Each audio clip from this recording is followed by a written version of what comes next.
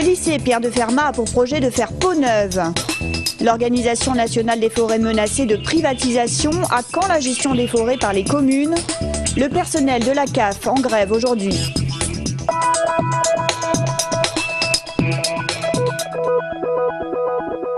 À la prairie des Filtres, les antilopsideux lèvent le camp, mais pour mieux s'installer ailleurs.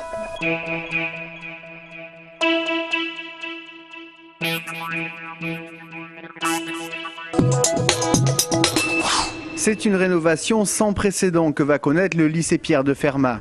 37,5 millions d'euros, voilà ce que la région va débourser, soit le prix de construction d'un lycée neuf, un coût qui s'explique notamment par sa localisation. Nous sommes quand même assez enclavés dans le centre-ville avec accès difficile, donc la région avec le maître d'œuvre va être obligé d'en tenir compte et de prévoir toutes les contraintes de liaison et d'acheminement des matériels et des engins de chantier. Désamiantage, accessibilité handicapée, autant d'éléments qui font grimper la note. Début des travaux en juin 2011. Et puisque les maths sont une spécialité maison, on en profite pour ajouter quelques unités en capacité d'accueil. À l'heure actuelle, on est à 2100 élèves. Il faudrait viser un effectif de 2300. Il y a aussi 900 collégiens qui se partagent le même site. Donc ça fait plus de 3000 jeunes qui se partagent les quelques 30 000 mètres carrés. Donc un des enjeux de ce projet, ce sera de trouver des surfaces nouvelles. Chercher de l'espace en centre-ville, voilà une équation à la hauteur de Fermat. Pour trouver la solution, un concours d'architectes est lancé. La construction d'un étage en plus évoquée. Fin des travaux en 2018, le tout sans délocalisation de cours envisagée. Au Crich de Toulouse, c'est la semaine des métiers. Une semaine à la rencontre des professionnels de tous horizons. Une semaine ouverte à tous ceux qui cherchent une orientation. Une formule qui change des forums. C'est être dans une logique de rencontre entre des professionnels et des jeunes, de manière à ce qu'ils soient dans un petit espace, en petits groupes, pour pouvoir discuter avec les professionnels, leur poser des questions et échanger. Ça fait partie du processus de maturation, justement, dans un parcours d'orientation. Et côté public, les questions se bousculent. Le salaire, les métiers qu'il y a, les métiers qu'on pourra faire.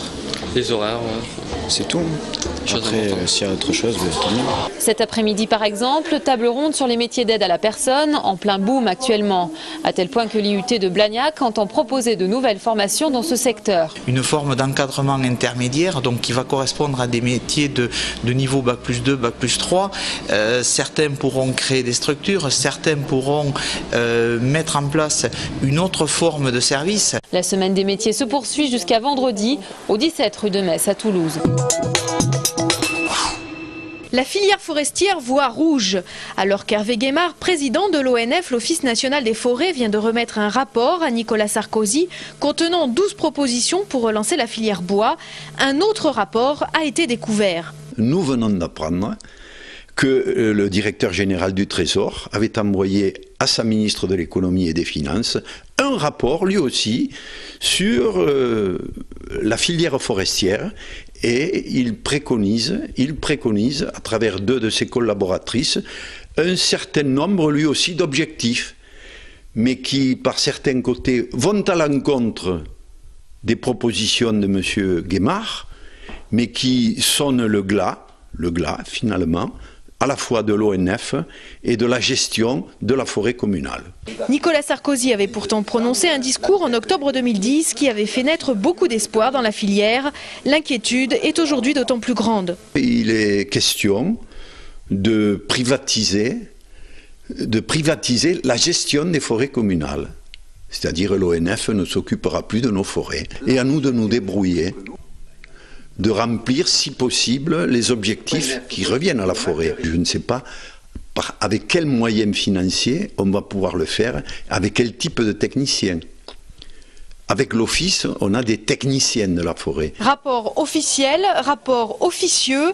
La question est aujourd'hui de savoir lequel sera pris en compte afin de protéger la forêt et ses acteurs.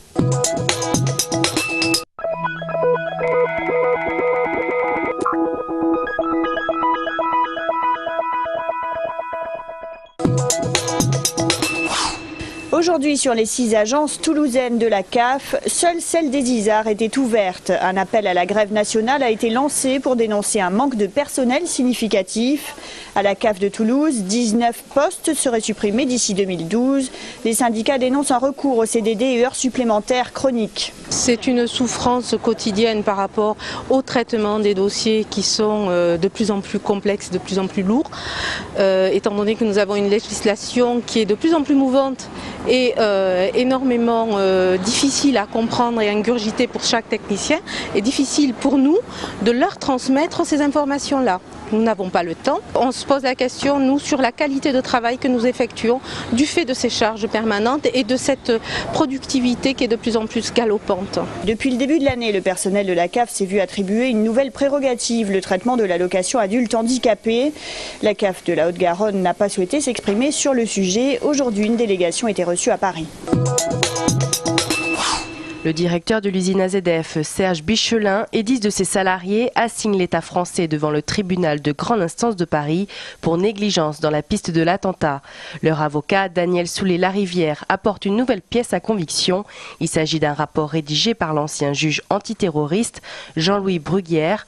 L'avocate de l'association de familles endeuillées AZF Toulouse, Stella Bisseuil, sera présente. L'audience est normalement maintenue demain à 15h.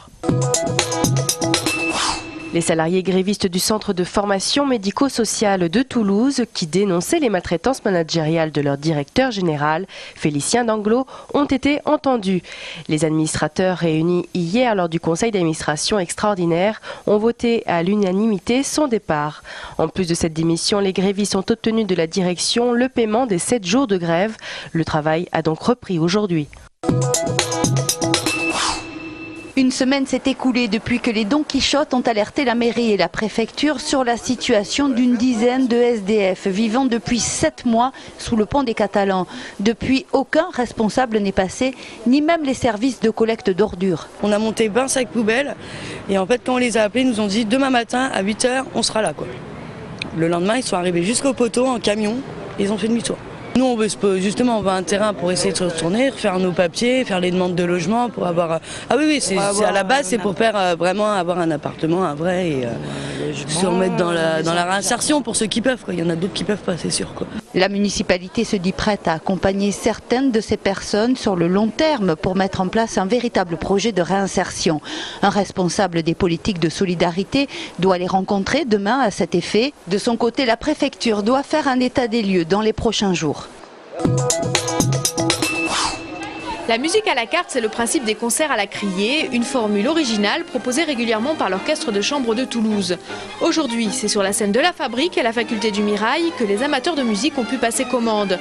Du baroque au contemporain, ils avaient le choix parmi une vingtaine d'œuvres, amuse-bouche et desserts musicaux bien sûr, offerts par l'orchestre.